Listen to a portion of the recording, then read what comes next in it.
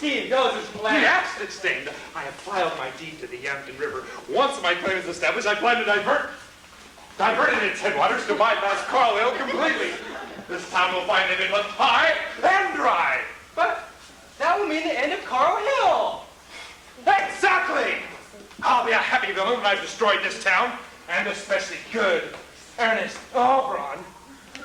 He can't operate this mill without water. Diverting the river to Bates will ruin him. And the part I get from you should finish off his Sunshine Logging Company once and for all. As a Bates boy, I'm all for evil, Basil, but I sense a deeper motive in your determination to destroy this town and Ernest Albron. Why do you hate them so? If you're wise, Stained, you'll not pry. This matter is sacred to me, and I'll not have it stained. Stained? It's enough that you do your part. I pay you well enough. That you do, and I didn't mean to pry. I followed your instructions to the letter. The Ladies' Equality, Ecology, and Temperance League meets at 2 o'clock, and you're the guest speaker. I told them that you were a former despoiler of the ecology and a reformed drunkard. They're eager to hear you speak. Reformed, huh? Ha! Hired some suitable brats for the part I've instructed you in? I have, and I've rehearsed them well. I plan to disguise myself as one of them, so that there's no slip-up. Good work, Sting! Once my scheme has succeeded, you'll become the second most important man in Bates. Who could ask for a better reward? Farewell, Basil. I'm off to assemble the brats. I'll see you at 2 o'clock sharp. Dick Stain wants to know I must destroy this town and ruin good Ernest Albron. No, I must discover the truth. It would ruin my image as a perfect villain. I am perfect, except for one small flaw. This town that cast me in the role of the villain simply because I hail from Bates shall rue the day. Not that I mind being a villain. It's a good living. But that one small flaw in my character takes all the fun out of it. Oh, why am I so unreasonably attracted to that unattainable, untouchable female, Miss Piety Purebody? Purebody was one of the oldest, purest. No, Carlisle. Bah! She is not for the likes of me. Only good Ernest Albron is a fit mate for that fair and pious person. I'm ashamed I'm attracted to a good woman. But I shall have my revenge on them both and to this town. Now I'll while away a few hours in Lily Longtree's establishment. I'm keeping company with the only girl in Yamhill County who's a fit mate for me.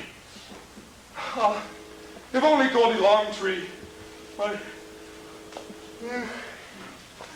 my intended, attracted me as just Miss Piety Purebody.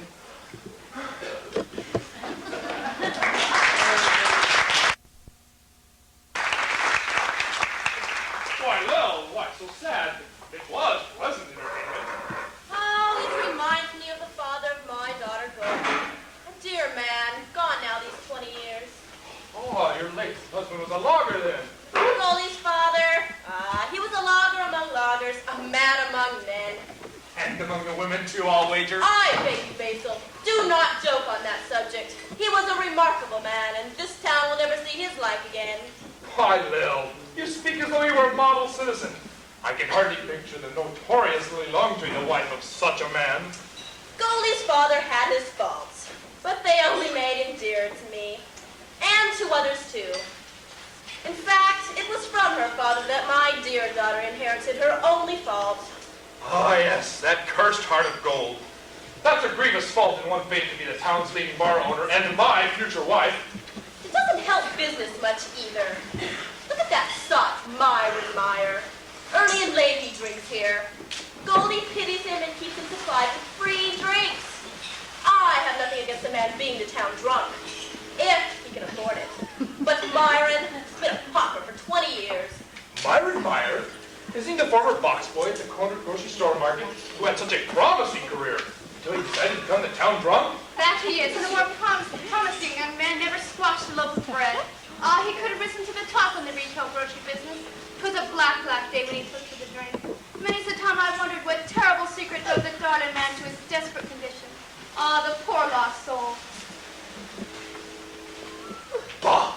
my heart good seeing anyone from Carl Hill ruined and degraded. What a perfect villain you are, Basil. Your evil scheme to steal the river and ruin those pious, patrician, pure-body ladies is the best evil I've ever heard of. It's nothing. Only a day's work, Well, dear lady. you're too modest, Basil. May I call you son? Please don't. I may not be able to marry your charming daughter for years and years. It takes a long time to become an old and established villain. And I'll not marry until I can offer my bride the security of ill-gotten wealth beyond her wildest dreams. But we have ample, ill-gotten wealth of our own, and once Goldie is your wife, I hope that the influence of your evil life will overcome that cursed heart of gold. No doubt it will. There's plenty of time for that. She's young, and my career demands so much of my time and energy, it would not be fair for me to take a wife. Look at me. A villain's life is hard. Here I am, smoking and carousing early and late, weakening my constitution, my lungs, and my liver, just because it's expected of me. Oh, poor Basil. I never looked at it just that way. But what you say has the ring of truth. And while I dissipate my strength, my arch enemy, Ernest Albron, is out in the fresh air, drinking milk and indulging in healthful exercise. It isn't fair. A villain's life is hard indeed. But I shall soon have my revenge. And I shall have mine. I despise those pure-body ladies and shall rejoice at their ruin. What?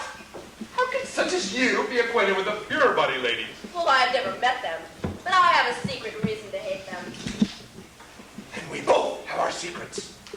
Well, I must be going now. I'm to address the Ladies' Equality, Ecology, and Temperance League at 2 o'clock, and I must prepare. You? Ha! Those ladies would never listen to bad Basil Bayside, the beast from Banks. Right you are, my dear. But I plan to go disguised as a former despoiler of the ecology and a reformed drunkard. You will never recognize me. Farewell now. Farewell, Basil, and good luck with your evil work. Mother, was that not bad, Basil, my...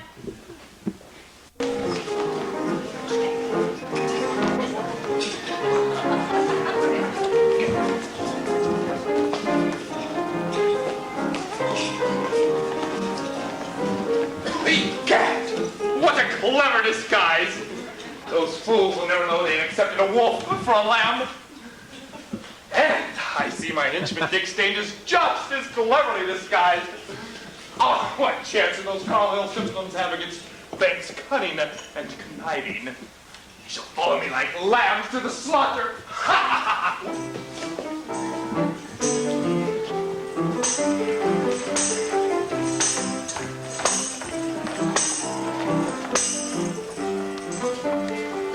Of the Equality, Ecology, and Temperance League. It is my pleasure to introduce to you today a man who needs no introduction. That former despoiler of the ecology and famous former drunkard, Dr. Basil Goodhart. Ladies, who could ask for a more rousing welcome? I came to your fair town, a stranger, alone and unwanted, and you have made me feel at home. When I hear those 3 words, equality, ecology, and temperance, I know I'm among friends. Yes. With the exception of mother, home, and country. What 3 words could be more dear? None. None. Oh, but ladies, while you fight the good fight to keep your town a safe place to live, are you aware of the terrible blight that is eating away at the heart of your charming town at this very moment? Yes, ladies, while you fight the good fight to keep your town safe, monsters within your town at this very moment. Yes, ladies, I am grieved to tell you that I refer to that machine of destruction, that evil enterprise, the Sunshine Logging Company. The Sunshine Logging Company! Yes, ladies. Think of your watchwords. Are they the watchwords of that vile company? Are they? No! Equality. Does the Sunshine Logging Company practice equality for your fair sex? Do they? No! Are there any women employed by the Sunshine Logging Company? Are there? Of course not! And why, you may ask? Yes, why not? Because the Sunshine Logging Company does not believe in equal rights for women. management knows full well that if a crew of you good ladies were on the job, they could not continue to practice the indecent practices they follow. What indecent practices? What indecent practices, you ask? Yes, yes. The indecent practice of destroying the ecology. Oh. Ladies, this company is in the business of cutting down trees. Not mature adult trees. Oh, no. But give those men a power saw in one hand and a bulldozer in the other, and they run amok. Cutting down everything that grows. A little baby tree. Orphan tree. Trees that must break the Christmas of some poor little child.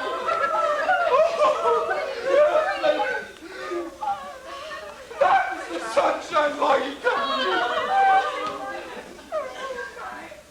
And last but not least, I see you have a saloon in your town. Yes. Now, and a very nice one, isn't that? For temperate folk, a saloon could be a place where a working man could relax after 2 days' work. Yes, 2 days. But, ladies, at this very moment, this saloon is filled with drinking lagers. Drinking lagers! And not drinking temperately, oh no, ladies, but driven to swinish drunkenness. Swinish drunkenness! By the terrible burden of guilt that they bear. Oh, excuse me, ladies. Well, come here, my lad. What are you innocent and hungry-looking children doing hanging about in front of a saloon? Oh, kind sir, our father's drinking yonder saloon, and another little sister are homesick with no food in the house. Isn't that right, little Elsie? Ever so kind, sir. And Mother has sent us to beg our daddy to come home before it is too late. Yes, sir, she would like to see him once more before she goes to... To eternal rest, kid. Yes, to eternal rest. And did you speak to your father, my poor child? Yes, sir, but he only laughed and kicked poor Elsie. The poor dears. Oh, here, lad, take this gold coin, though it be my last one. Take it home to your poor mother. Buy some nourishing food, some medicine for your poor ailing mother, and indulge in good, clean, childish fun. With the help of these good ladies, your father will soon return to the bosom, pardon the expression, ladies, of his family. You are so kind and good, sir. I know. Tell me, lad, what does your father do? Oh, sir, we belong to the Gunshot Logging Company. Bless you, sir, you are so good. Like our father used to be before he took up logging. How my heart goes out to those innocent victims of the sins of the fathers. Oh, ladies, that terrible scene was worth 1,000 words. Need I say more? No, have a seat. The light. Men are beasts. Present company accepted. That menace is saint, I tell you. Ladies, we know our duty. Let us do it. Onward. The Ladies' League is marching for the right. The ladies of this town are marching forward. And we will never take a backward step. Ecology and equal rights are password. And getting what we want, we're quite adept. Oh, everybody ought to scorn the logger. He is dirty and he's crude. Oh, everybody ought to scorn the logger. The ladies always find him very rude. If you would like to try it, help the logger before he's really sunk down deep in sin. If you would like to try to help the logger, oh, save him from his life of wine and gin. There ought to be a law against the logger. He's tearing up the flowers and the grass. There ought to be a law against the logger. Initiate that law and it will pass.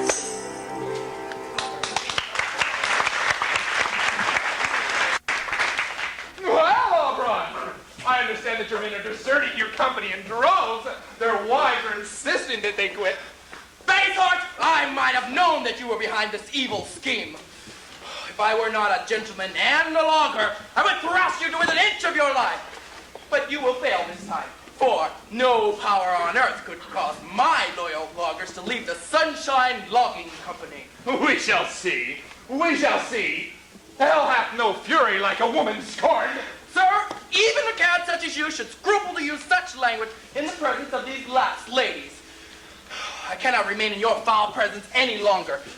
I might not be able to restrain myself. Farewell, Baysheart. You will learn to your sorrow that good always triumphs. Boy, I wish I would have said that. That sure was noble. Ha! The pure fool. Oh, Basil, I wish you would abandon this evil scheme. No good can come of it. Goldie, no good is supposed to come of it. That's why it's called an evil scheme. Oh, I've so much to learn about the villain business. It just doesn't seem to come naturally to me as it does to you and Basil. Don't fret, my dear. You'll learn. A little drink and a little entertainment. We're in the mood to celebrate. Drinks are on the house, son. I mean, Basil, nothing is too good for the man responsible for destroying the pure body ladies. Curses! Why did you have to mention that name? Now my good mood is spoiled. Goldie, let's have a stroll about the town. Goldie, I will take a long lesson with the Caldhill before it's a downfall. Whatever you say, Basil, but there will be no joy in this for me. Oh, Carl Hill, Ernest. It was good of you to take me walking, Ernest. Thank you, ma'am. I can but try. I know. These are sad and trying days for us all, but we must be of good cheer and trust the nice people who win through in the end. Boy, I wish I'd said that. It's really noble. There's that base villain, Mr. Bad Faithful Baysheart, and what I judge to be a shady lady.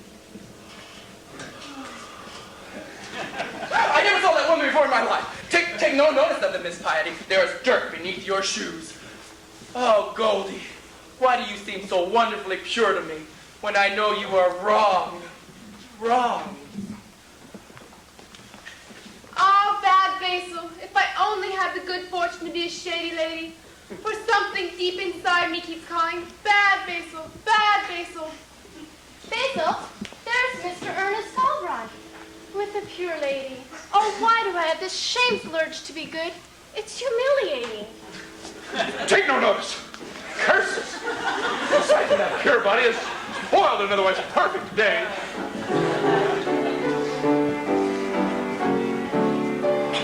There he goes. There she goes, my heart's desire, and no one knows that I'm on fire with a love that's forbidden and never could be.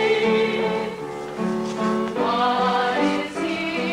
Why is she the someone who seems right for me? It's sad but true, the bitter fact. We're from opposite sides of the tracks. Goodbye, love. Goodbye, love. You're in my heart. The world's apart. It's plain to see in this town of tradition it never could be. Go here. No, she's near. The someone who seems very dear. It's sad but true. The bitter dance. We're from opposite sides of the tracks.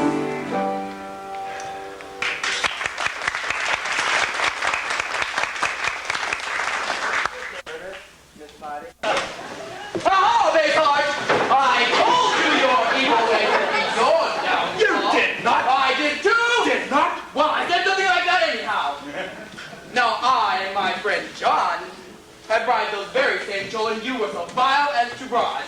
There is nothing more despicable than a child bribe. And those children have told us everything, Bayside, everything. We know all. What's all? We brought up the children to pretend that their fathers were cruel, drunken loggers. And then he pretended to be Dr. Basil Goodhart, remember? Of course I remember. It's just that I have a lot of important matters on my mind. And I was just testing your good friend, John. All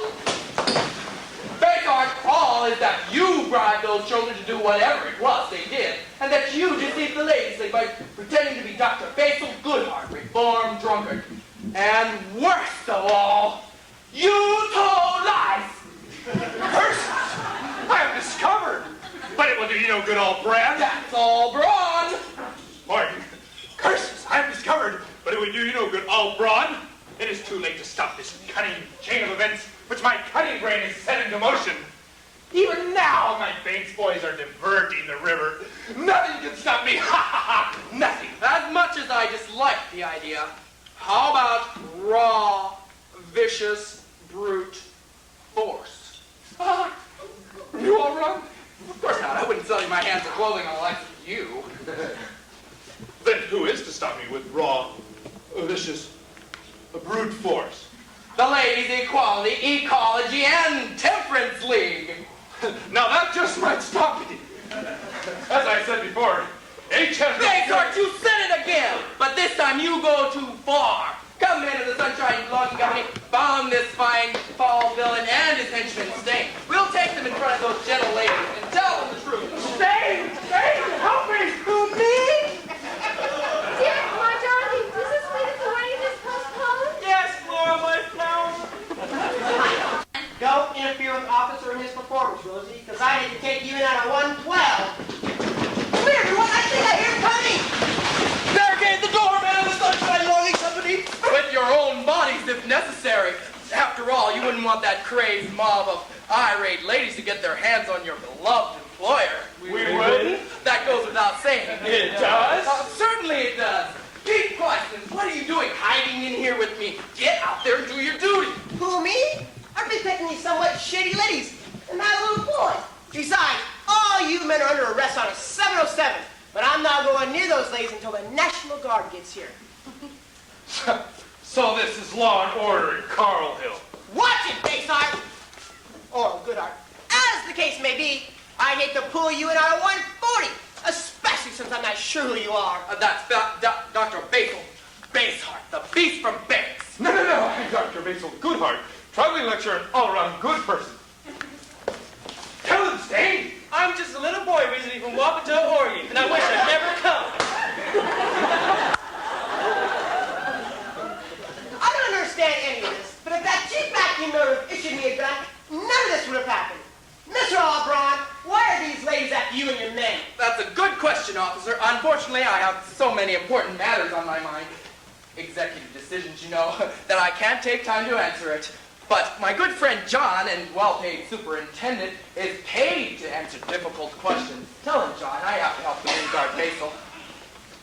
Oddly enough, the ladies who were so bewitched by the silver tongue of this villain, they refuse to believe that he is not Dr. Basil Goodhart. And they think we've kidnapped him and are out to rescue him. Oh! Very well put, good friend John. So well put, in fact, that I believe you could go out there and talk to those ladies and make them see the truth in all this. Who, me? Oh, of course. Are you not my good friend and well-paid superintendent? And you can also tell them of the great plan I had to satisfy their demands. Farewell. I shall try. Farewell, Ernest. Men. Pete. Myron. Rosie. Little boy. Go, John, go. They'll be here any minute. I know. I go. Those women will tear you limb from limb. No, Baysart, for they will recognize the truth, for the truth has the ring of truth. And though he fail, even if he suffer death or even serious injury, he will not flinch, for he does it for me, for truth and for the Sunshine Logging Company. Boy, I wish I'd said that. It sure is noble. But just in case they fail to pacify those ladies, men, Pete, Myron, shady ladies, and little boy, why don't you guard the door?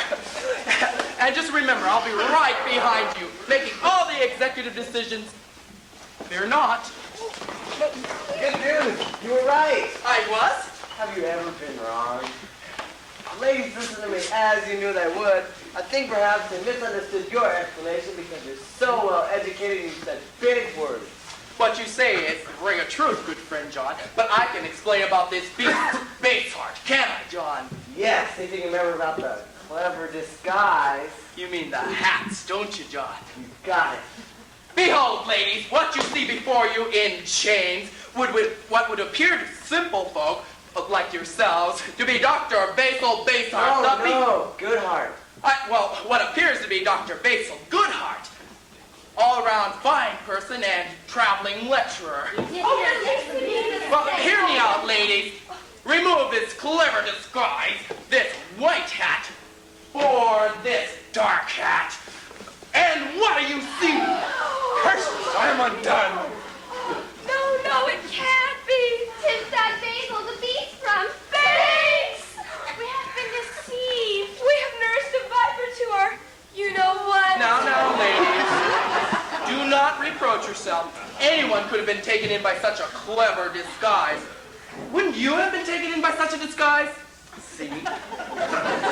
After all, what person from Carhill can understand the workings of a truly evil mind? I sure can't. Can you, little boy? My darling. No, ma'am, my flowers. I couldn't understand it. Can you, Myra? I don't understand much of anything. I don't understand it. Boy, we sure can't understand the workings of a truly evil mind. That's because we're good shoe loggers, ain't we, Mr. Allbrand? That's all brawn. Pick up your time first thing in the morning. Ernest, that is not either good or noble. The man is simple and uneducated, but he means well, and he is a logger. It's not good or noble to fire people? Oh, well, I'll overlook it this time, but get it right in the future. No one thought to ask us, but the ladies of the Equality, Ecology, and Temperance League wish to go on record as being unable to understand the workings of a truly evil mind. Forgive the oversight, ladies. Has everyone been asked? I haven't. I understand the workings of a truly evil mind. You would! Madam President, would you care to explain to Ernest and everyone else the agreement reached between the Sunshine Logging Company and the Ladies Equality, Ecology, and Temperance League? And please make it very short and simple. Very, very simple. Mr. Allbron is a busy executive with a great deal on his mind. Right, GFJ. Of course. Mrs. Mann, would you please explain the equality clause? The Sunshine Logging Company has agreed to hire the Ladies Equality, Ecology, and Temperance League. I did? The ladies of the Equality, Ecology, and Temperance League have been employed to follow along behind. Excuse me, that was not behind, but ahead. Well, naturally, behind the head of the loggers and plant flowers and trees wherever the loggers have logged. And to make sure that no defenseless baby trees are cut. And for drinking, the Ladies League will be in this very saloon to make sure that all drinking is done in a temperate and orderly manner. Boy, that sure is good news. Curses! Foiled in my evil plan. But then who understands the workings of a truly good mind? I can. You're hard, Maisie, really hard. But we can, for we are from Carhill. And now, to celebrate the signing of this agreement, let us have a temperate drink. Mr. Allbrand will buy. That's Allbron. Sometimes I think if the Allbron name weren't the second finest name of all of Carhill, I'd change it to Smith. Oh, well, a round of milk on it for me, on everybody. Milk? Mr. Allbron means order whatever you like, folks. Drinks are on here. Is that what I mean, John? When I lie to you, Usually I don't do what I do. Not the 211, you know. But after all, how does a one-man police department cope with two pays mobs and still keep the peace? I'll have a drink of milk with you, Mr. Allbron. I don't drink the liquor anymore, you know. I hate it. It really tastes good. Good for you, Myron. Would you care for a Polish sausage? No, thank you, sir. I can't go quite that far. Heavens to Betsy! In all the excitement, we forgot to tell everyone about the former Goldie and the former Miss Purebody. Are you implying, shady lady, that Mrs. Purebody is no longer pure? What a beautiful thought! I would that it were true. We young Purebody ladies, some gun blue with some blue.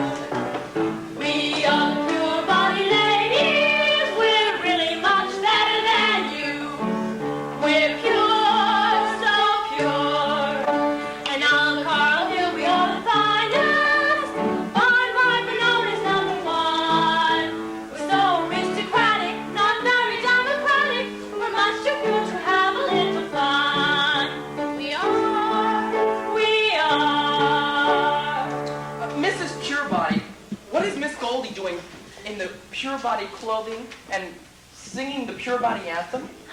This is going to be hard for you to understand, Ernest. But this former shady lady is actually my dear daughter and your future wife, Heidi Purebody. Of course, I understand perfectly. You do? Well, certainly. When she was a baby, she was probably mixed up with some other little girl. That sort of thing happened all the time. But I always knew you were pure as the driven snow. Oh, Ernest, do you really mean that noble statement? Would I lie to you? I've always been strongly attracted to you. I could never be attracted to an impure person. Oh, Ernest! Miss Piety. Then where's some former Miss Purebody? I sing the sad songs, I sing the bad songs, I sing the glad songs, the driving mad songs, and the man's home around me like a fire. I'm sugar and spice, I'm naughty but nice, just into it tight, so they'll never throw rise, and the man's home around me like flies. My shaded behavior's a legend, a lamb who was straight from the fold. This is the life I was born to. It's brawny, brazen, and bold. I glitter and dance, I strut and I prance, full of romance, so I'll take a chance. And the men won't round me like flies. He's up to me, wiggle and swing. I drive him to drink, or over the brink, and the men won't round me like flies. Face is like it. Made me throughout the mold. This is the life I was born to. It's brawny, brazen, and bold.